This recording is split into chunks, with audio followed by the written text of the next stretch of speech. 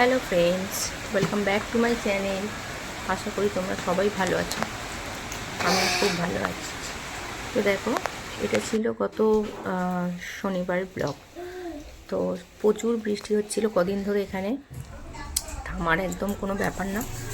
তো সকালবেলা ওই যে বৃষ্টিটা দেখালাম তোমরা একটু, তারপরে মেয়ে পড়তে বসেছিল আর বাজার এনেছিল। আগের দিন রাত্রে ডিউটি থেকে আসার সময় তোমাদের দাদাভাই বাজার করে এনেছিল। তো এনেছিল পালং শাক। দেখো বেশিরভাগটাই পচে গেছে, যেহেতু আমি ফ্রিজে তুলিনি, শাকটা ফ্রিজে তুলতে ভুলে গেছি, তাই একদম পচে গেছে। আর এনেছিল ঢেঁড়স।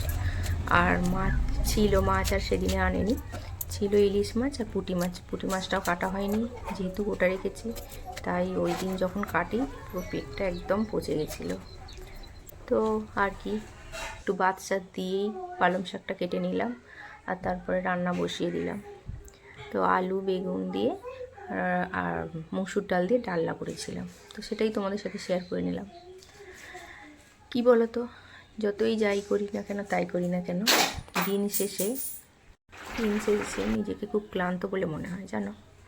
এত কাজকর্ম করার পর যখন আমি একটু রেস্টের জন্য থাকি আর কি, তখনই খুব নিজেকে ক্লান্ত বলে মনে হয়। তো কী আর করব, আর তো তেমন কেউ নেই। যতই যাই হোক তবুও সংসার তো সামলাতেই হবে। এইভাবে প্রতিনিয়ত রান্নাও করতে হবে, খেতেও হবে, আর নিজেকে ভালো রাখতে হবে, সবাইকে ভালো রাখতে হবে, আনন্দে থাকতে হবে, এই আর কি। তো দেখো, তোমাদের সাথে কথা বলতে বলতে এদিকে আমার পালং শাকের ডালাটাও হয়ে গেল, আর করেছিলাম পুঁটি মাছটা ঝাল।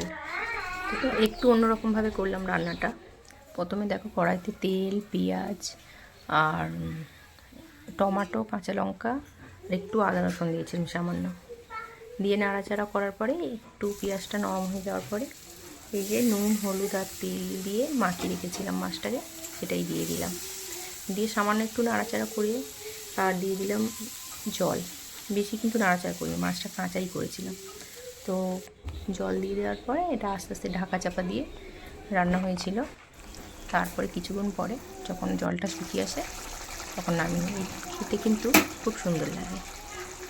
তো দেখো বন্ধুরা, আমার মোটামুটি রান্নাবান্না কমপ্লিট হয়ে গেছে, স্নানও হয়ে গেছে আর পুজোও হয়ে গেছে। এবার এই যে মেয়েকে খাবো, মেয়ে কাঁদছেই, এবার ওকে একটু খাইয়ে টাইয়ে দেবো।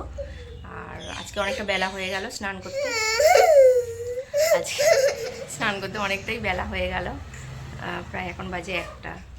তো আজকে আগে রান্না করেছি, পরে স্নানটা করেছি, আর পুজোটাও পরে দিয়েছি। তো অনেক কাজ ছিল, তাই এতটা লেট। তো তো দেখো, সন্ধ্যেবেলা আবার দেখো বন্ধুরা ডালের বড়া করেছিলাম আর চা সাথে ছিল। তো এইটুকুও তোমাদের সাথে দেখালাম। আর ব্লগটা কেমন লাগলো জানিও, আমার পাশে থেকো সবাই, আর একটু ভালোবাসা দিও। তো আজকে এই পর্যন্ত, আবার দেখা হবে অন্য কোনো ব্লগে। টাটা সবাইকে।